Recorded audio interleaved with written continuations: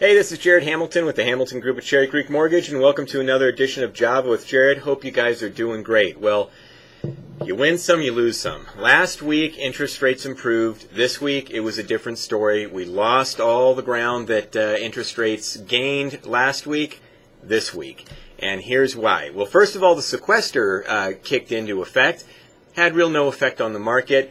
What really has caused interest rates to deteriorate this week is jobs numbers. And the job report came out today, and I'll let you know what happened with that.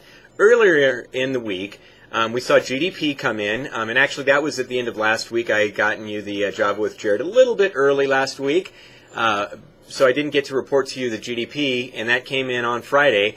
And that showed that GDP increased 0.1%, pretty tepid. The expectations were for 0.5%, so it was a little worse than what was expected. The previous month it was a negative GDP number, so GDP is still pretty weak. We also saw personal incomes. They fell by about 3.6% in January. And personal spending, though, increased 0.2%. Now, we also had more strength in the housing numbers. CoreLogic and also Clear Capital came out with some numbers. CoreLogic said that the year-over-year increase in January for housing prices was a whopping 10%, so pretty huge. Now, CoreLogic said in February the year-over-year numbers were 6.6%, so a little bit different data, but both showing real strength in the housing market, which has been really, really great.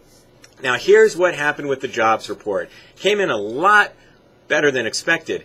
There was an increase in the jobs added of 236,000 jobs added to the economy. The market was expecting about 165,000 jobs added. Now, on Thursday, there were some preliminary numbers that showed that this jobs report might be a little bit stronger than expected, and so interest rates got worse, and that continued here today with the surprising jobs number. Also, the unemployment rate fell from 7.9% down to 7.7%, and now we're at a four-year low on the unemployment numbers. However, things still are not very strong. We need about 250,000 jobs added to the economy just to keep up with the birth-death ratio and to show that we're making some improvements. So we're kind of just treading water here, really, but the numbers were a lot stronger than expected, and because interest rates are so darn low, that the market reacted negatively to that. The other really important piece that the markets follow is the labor force participation rate, and that didn't really show any positive increase. In fact, it showed a little bit of a negative. It's at the lowest level since 1981, so there are fewer people who are really in the job market, or the whole overall labor force.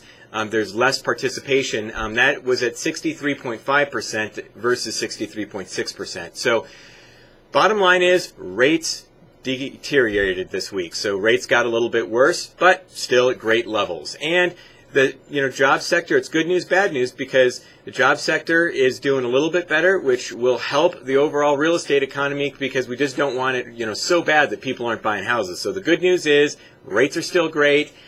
Jobs market is getting a little bit better, and people will be buying houses. So that's what happened with interest rates this week. Please give me a call if you ever have any questions. Thanks for joining me with Java with Jared, and we'll talk to you next week. All right? Thanks. Bye-bye.